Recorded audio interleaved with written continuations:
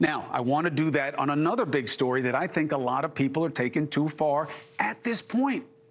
At this point. Eric Adams, New York's mayor, okay? This is a campaign corruption scandal. So let's go back to the beginning, because I got to tell you, even I didn't know until my producer Ben was kind of like writing stuff up for me today. I didn't really know 100%. What are we dealing with here, okay? So Adams was Brooklyn borough president, okay? Made several trips to Turkey. Why? Who knows? You know, it doesn't mean that it's wrong. He later announces he's running for mayor. In May 2021, a Turkish-American company called KSK throws Adams a fundraiser. Is that wrong? Depends where the money's coming from at the fundraiser. KSK got their friends and relatives to donate money to Adams and later reimbursed them. Now the temperature's starting to go up. The city also matched these donations. Okay. The campaign scored nearly $100,000. Is there a clear red flag there? Not yet.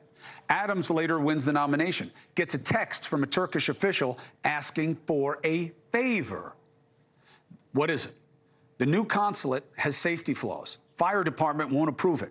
Adams asks the fire commissioner to look into the matter. Days later, the building is cleared. What about the smell test? Smell test is not enough.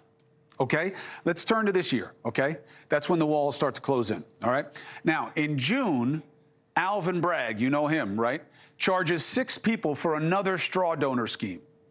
In November, the feds execute a massive raid involving nearly 100 agents hitting a dozen locations, including the home of, here it comes back to Adams, his chief fundraiser, Brianna Suggs.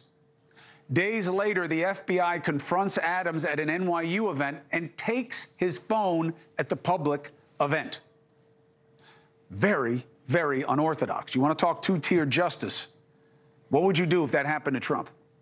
The mayor's attorney says Adams has not been accused of any wrongdoing, but something is definitely sus, as the kids, like my producer Ben, would say. Let's bring in former FBI special agent in New York's white-collar squad and white-collar criminal defense attorney. This is the best kind of guest to have because he knows what it takes to make the case and he knows what it takes to break the case. Stuart Kaplan. Told you I'd have you back, brother. Thank you. Good to be with you. Thanks, Chris. Now, first, did I lay that out basically the right way, or am I leaving anything out or exaggerating anything that is relevant to you?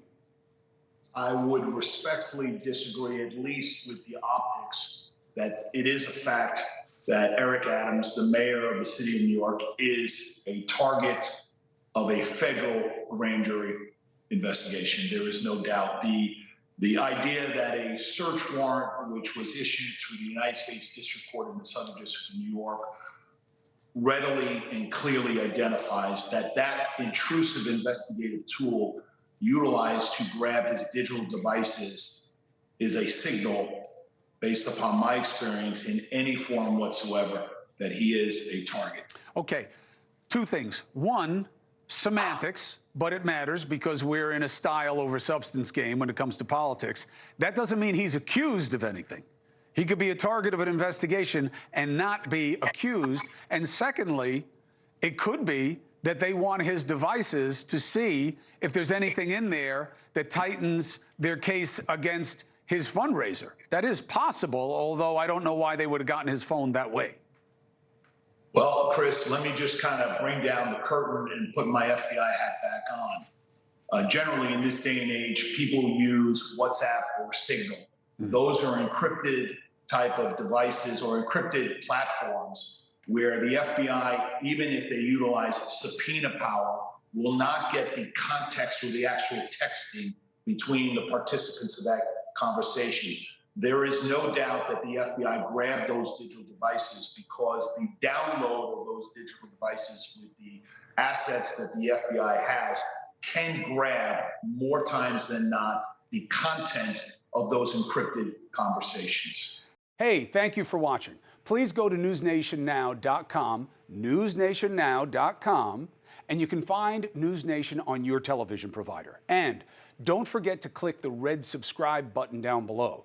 Then you will get more of News Nation's fact-driven coverage.